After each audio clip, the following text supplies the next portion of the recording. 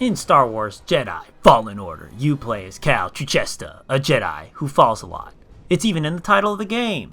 Now, that's mostly because the platforming in this game sucks major ass. He was a Padawan who goes on an adventure for a holocron, he meets some wacky new friends. That's gratitude for you.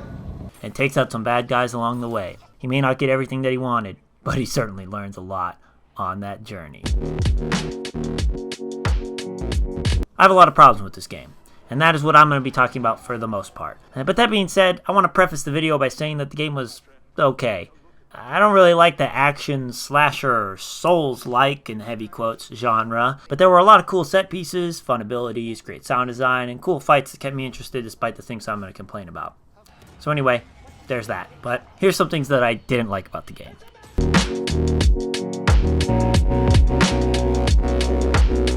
This shit was pretty outlandish for me. I was playing on an Xbox, and it's like the original Xbox One, so it's kind of old and kind of crappy. So that might be part of the problem. But it was like really bad. It was especially frustrating because when Cal would inevitably not grab onto a rope or a ledge or some shit, the game would reload instantly. But when a giant spider stabs you in the face, you have to wait a full 3 minutes to load in. When there are some tough bosses, where you might die multiple times over and over again, it starts to wear you down as the player. It removes you from the full Jedi experience, which mostly revolves around force pushing things off cliffs. It also makes you not want to face off against any of the bosses because you know you're going to have to wait for the load times over and over again. It just starts to wear you down in general. I'm not going to go super in depth into the storyline of this game because it's largely pointless. Like, literally the entire purpose of the game, which is to find this mystical holocron, which will allow the Jedi Order to come back because we're going to find all the kids that have force abilities. It's pointless.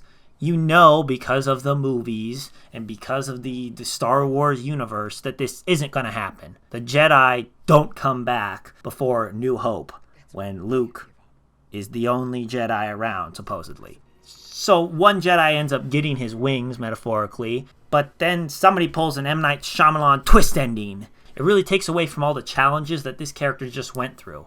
And sure, he learns a lesson, and he meets new friends. Can you tell that bucket of balls to keep his opinion to himself?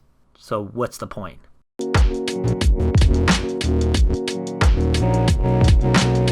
I thought the Jedi were supposed to be like the sage, wise people who were supposed to stop wars from happening and supposed to provide wisdom to all these different people and try and bring the universe or the galaxy together.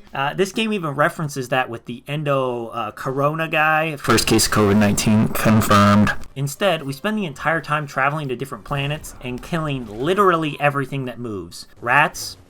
Check. Spiders? Check. Frog thing? Check. Birds? Check.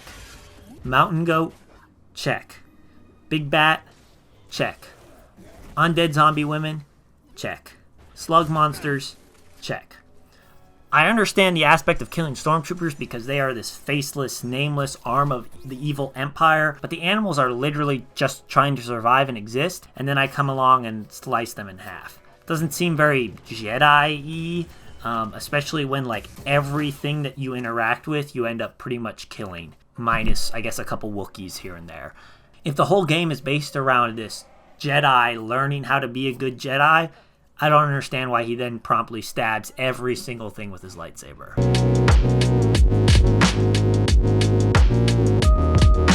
Like most games, collectibles are a big fat waste of time. I don't remember caring about what poncho someone wore in the history of all time, yet now I have 14 different options for my dweeb character. The Force Echoes provide like lame background information that leads nowhere other than, I guess, for some deep dive lore YouTube channel to talk about in 6 months, where Master Obi-Wan Varko was one of the most powerful Jedi, and he was the king of the kyber crystals, doling it out to the young Padawans. It's kind of a waste of time. It lets you level up your character a little bit faster, but by the end of the game, I felt like my guy was pretty decked out, and I wasn't really having trouble with any of the common enemies, which I guess leads you to feel powerful, but the collectibles then are just kind of like a chore in order to artificially inflate the game time.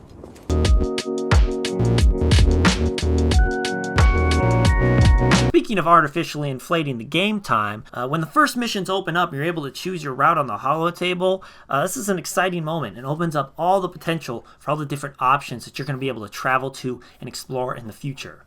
Instead, we go back to the same few planets multiple times for really no reason. I mean, there is like a plot line reason, but it's kind of just thrown in there like, we're going back to Kashyyyk, woo! I know that making environments and arts and designs for all these locations is probably really difficult and time consuming, but when I had to go back to these same planets and see those monsters that they call Wookiees, I audibly groaned. It felt like they just were retreading it because they needed to boost up the game time and they didn't want to make another planet. So they're like, just have them go back to Zepho again. I don't know.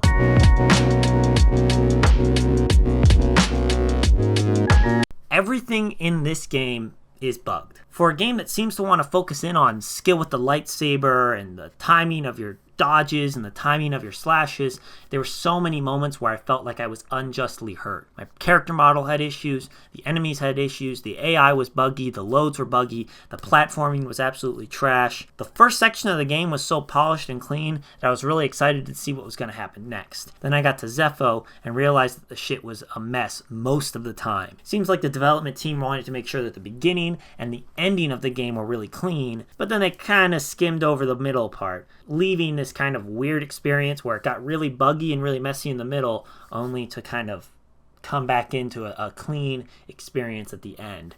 If you're spending the majority of your time wandering around in the middle of the game, then you're going to run into endless bugs, and it gets tiring after a while as well.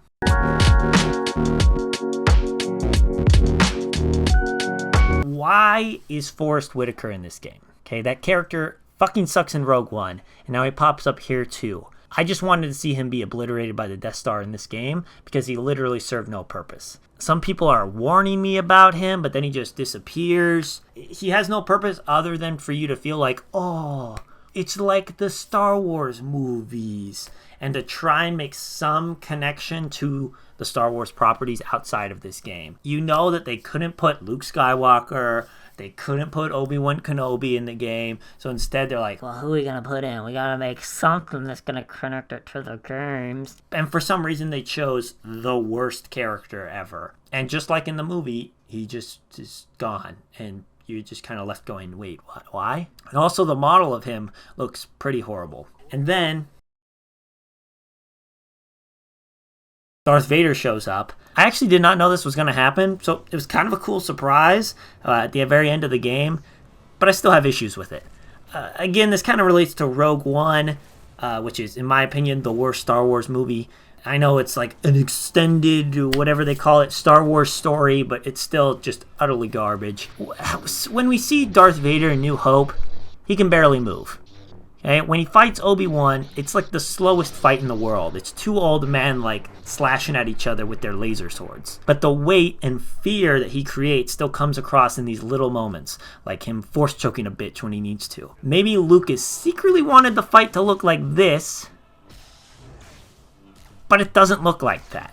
And then in this game, we have Vader just like destroying shit all around. It makes no sense. It just makes me roll my eyes. Darth Vader can be scary without him being an all-powerful destroying force that can rip a planet apart with his lightsaber. I understand that Vader is powerful, right? That's what they're trying to get across. But just like in Rogue One, where he shows up and kills like 75 people in 12 seconds with his lightsaber, that actually takes away from him as a character. The idea that they're just going to ante up his power means that his power is actually meaningless. It's like when Goku goes Super Saiyan God. It takes away from the moment when he first went Super Saiyan. If Darth Vader can do all these amazing things with the Force and can just destroy everything at the flick of his wrist, how come when he fights Obi-Wan it's so slow and plodding? It doesn't make any sense, right? So not only is it like a plot hole, but also it makes him seem like a weak side character in New Hope and the original trilogy, rather than being this terrifying, mysterious force, when he could just be, whatever, like throwing giant rocks, or exploding things with his brain, or whatever other stupid power they're going to give him in future Star Wars things. All in all, I do think it's cool that they released a first-person narrative Star Wars game that isn't focused on free-to-play microtransaction poncho bullshit. But actually, though, when are they going to put out that Poncho DLC? But at the same time, I felt like it really wasn't worth my time or my money to actually play the game. I did buy it on sale for, I think, 50% off, so I think it only was $30. But even still, I'm like, $30? Was it really worth it? It just kind of left me going, eh. So that's my review. Meh.